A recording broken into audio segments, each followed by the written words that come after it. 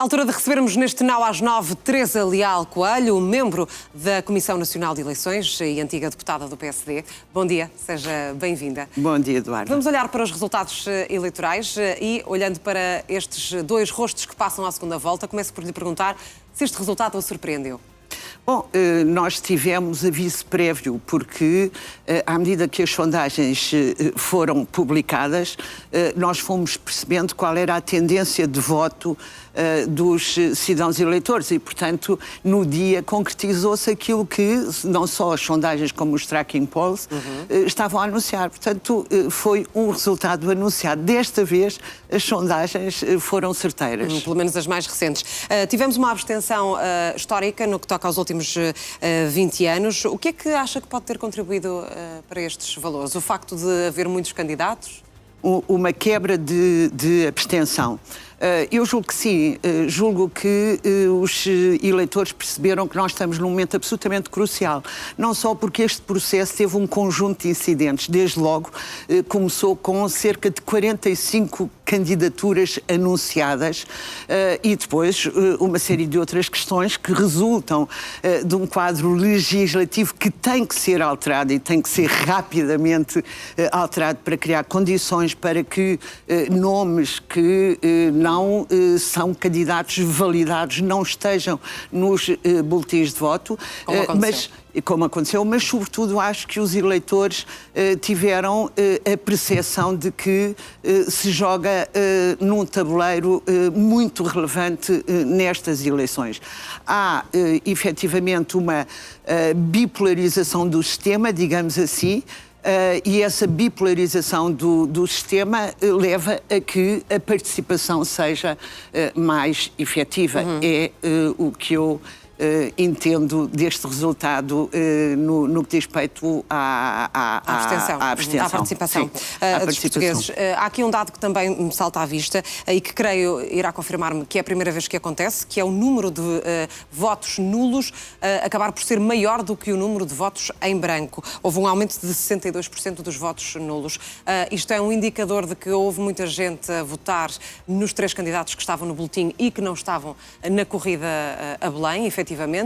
Conseguem fazer essa análise ou não é possível porque vai tudo para o bolo dos votos nulos? Vai tudo para o bolo dos votos nulos, mas a minha percepção, a minha intuição é de que os votos nulos são, em grande maioria, propositados, exatamente por aquilo que eu disse antes.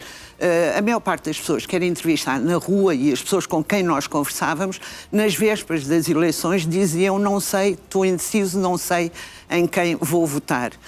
Depois, a campanha eleitoral foi uma campanha eleitoral muito caracterizada por acusações, foi uma campanha eleitoral, na minha perspectiva, pouco esclarecedora daquilo que devem ser os esclarecimentos a prestar pelos candidatos a Presidente da República, sobretudo no contexto europeu e no contexto global, que é um contexto tenso. Ainda hoje temos Davos e, portanto, estamos numa circunstância, Portugal e o mundo está numa circunstância que obriga à participação das pessoas. Mas não se falaram de assuntos importantes na sua ótica, na campanha, e relativos àquilo que está nas mãos do Presidente da República? Falou-se mais do papel, por exemplo, de um governo? Concorda com essa perspectiva? O grosso concordo com essa perspectiva e também de acusações recíprocas entre candidatos. O que é que espera para esta segunda campanha, esta segunda volta? Que haja mais foco naquilo que é, de facto, o papel do Presidente? Eu espero que haja precisamente mais foco naquilo que é o papel do Presidente. Os dois candidatos, nós já sabemos quais são os dois candidatos porque já passou o prazo de desistência, os dois candidatos que se apresentam agora à segunda volta e que vão ser votados já brevemente nos dias 27, 28 e 29 em voto antecipado no estrangeiro e no dia 1 de fevereiro em voto antecipado em Portugal e depois no dia 8 de fevereiro, mas os candidatos têm a responsabilidade de agora nesta segunda volta jogarem com aquela que é a sua visão para Portugal, para a Europa e para o mundo. Para Portugal no mundo. E, portanto, eu espero que isso aconteça. Julgo que vai haver alguma radicalização, precisamente porque estamos num cenário de bipolarização.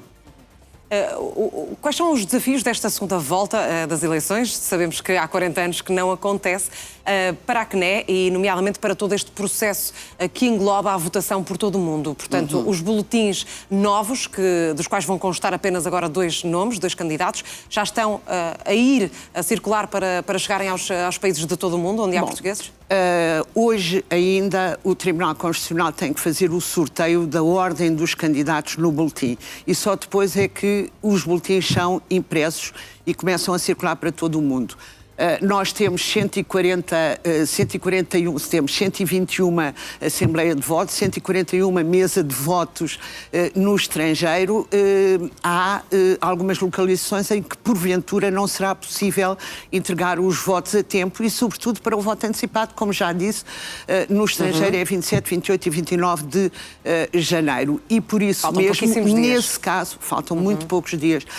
E nesse Porque a lei caso, obriga a que tudo seja feito no espaço de 21 dias em relação à primeira volta. Exatamente. Foi a Constituição, quando alterou o universo eleitoral para o Presidente da República, conferindo também direito de sufrágio aos cidadãos no estrangeiro, não alargou esse prazo de 21 dias.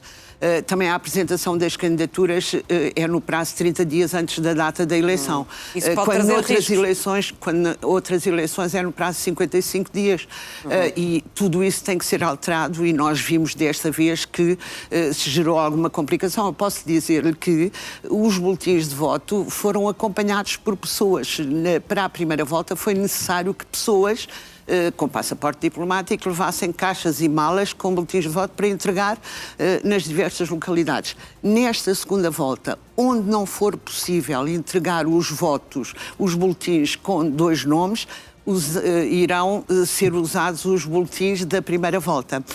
Pode ser confuso, pode criar aqui um excesso de votos nulos. Pode ser, mas tem que acontecer o que aconteceu agora nesta primeira volta, que é em edital à porta das mesas de votos estar referenciados quais são os candidatos que estão admitidos à segunda volta. Será a título excepcional e onde não chegam boletins. O que não se pode é não criar condições para que todos, onde quer que se encontrem, possam votar se assim quiserem. Esperemos que tudo corra bem. Se tudo correr bem, serão apenas estes 2 rostos, estes 2 nomes que veremos no boletim. Tudo vai correr bem nesse sentido. A título excepcional e incidental, onde não for possível entregar os boletins com estes 2 rostos, então usar-se-á o boletim que, aliás, está previsto expressamente, autorizado expressamente na lei eleitoral para o Presidente da República. Sabemos que foi complicada a votação para muitos imigrantes portugueses. Perguntava-lhe, em poucas palavras, se nos puder responder, o que é a CNE está a fazer, ou tenciona fazer, para melhorar todo este procedimento. Sabemos que há diferenças entre votação para as legislativas, presidenciais. É possível uma uniformização? Isso poderia ajudar, por exemplo, a que as pessoas não se confundissem na hora de votar? A CNE está a comunicar massivamente, tanto quanto possível. Aliás, tem pedido a cooperação dos meios de comunicação social nesse sentido. Nesta eleição, o voto é obrigatoriamente presencial e nós, apesar de termos divulgado com antecedência e sensibilizado junto dos consulados a necessidade de garantir que o voto seja presencial, garantir que as pessoas saibam que o voto é presencial e, portanto, não fiquem em casa à espera de uma carta para votarem, porque isso não existe, é presencial. E ainda assim, nesta matéria, houve alguns cidadãos eleitores imigrantes que entraram em contacto com a CNE a dizer, não recebi carta nenhuma, e tiveram que ser esclarecidos individualmente. Sim. E depois há uma outra ainda questão. Foram a tempo. Foram a tempo. E depois há uma outra questão, é que no estrangeiro o recenseamento não é automático, isto é, quando Vou interrompê-la cidadãos... apenas uns segundos, Teresa Leal Coelho, porque estamos a ver as imagens do Presidente da República, Marcelo Rebelo de Sousa, também de Kaia Kallas e do Rei de Espanha, que estão no Parlamento Europeu, em Estrasburgo, a celebrar a entrada de Portugal e Espanha há 40 anos na CEE, na altura, União Europeia de hoje, e esperaremos que haja então também algumas declarações por parte do Presidente da República. Vamos prosseguir e acompanharemos estas declarações se assim se justificar. Gostava para